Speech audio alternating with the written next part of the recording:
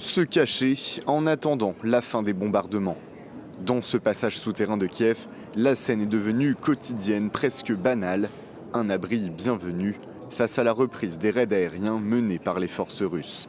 Selon les règles de l'entreprise pour laquelle je travaille, il faut descendre par sécurité. Et nous sommes ici depuis environ 3 heures. En perte de vitesse sur le terrain militaire, l'état-major russe cible des infrastructures stratégiques à l'approche de l'hiver.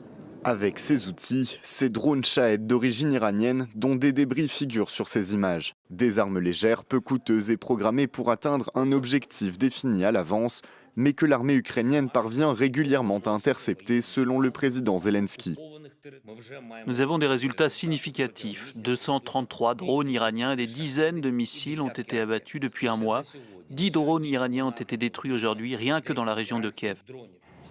Une affirmation qui met Téhéran sous pression. À la sortie d'une réunion extraordinaire du Conseil de sécurité de l'ONU, l'ambassadeur de la République islamique a démenti ces accusations.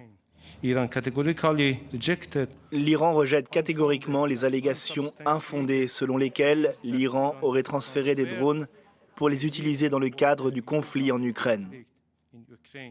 À Kiev, la rupture des relations diplomatiques avec l'Iran est à l'étude. L'Union européenne, qui dit avoir des preuves de l'utilisation d'armes iraniennes en Ukraine, prépare une batterie de sanctions dont le contenu sera révélé avant la fin de la semaine.